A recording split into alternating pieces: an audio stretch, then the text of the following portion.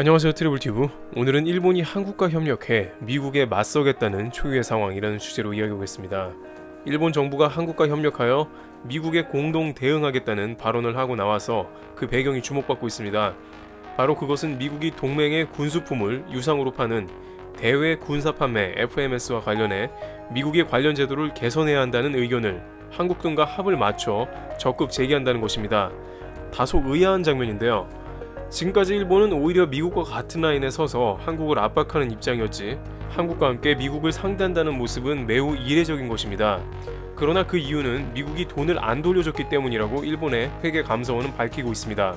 동맹들은 미국 무기 구입 시에 먼저 선불을 내는데 납품 완료 후에 대부분은 돈을 과도하게 많이 내게 되므로 그 돈을 다시 돌려받는 정산을 하지만 미국이 돌려주지 않는 것입니다. 그 액수가 적지가 않은데 2017년 회계년도 기준으로 총 653건에 1조 5천억 원가량 지연이 있었으며 그 중에 83건은 아직도 납품조차 안 되어 있고 3,816억 원에 달해 개선이 필요했다는 것입니다.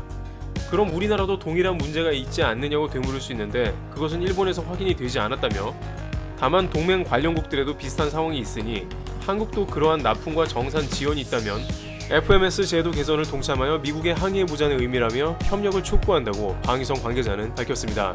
일각에서는 FMS는 사실상 미국이 부르는 게 값이고 먼저 선불로 과도하게 돈을 내는 구조이기 때문에 동맹국들이 피해를 보고 있는 실정이라고 이야기합니다.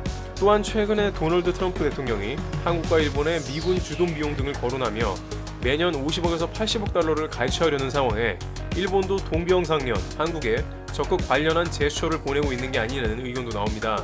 또한 최근에 지소미아 종료 유예 이후에 다소나마 대화의 물꼬를 트는 분위기 가운데 한국과 협력해서 미국의 목소리를 내자는 의미라고도 해석이 되고 있습니다. 미국의 이러한 일방적인 태도는 일본에도 손해이지만 한국에도 손해이므로 같이 해결해 보자는 것이죠.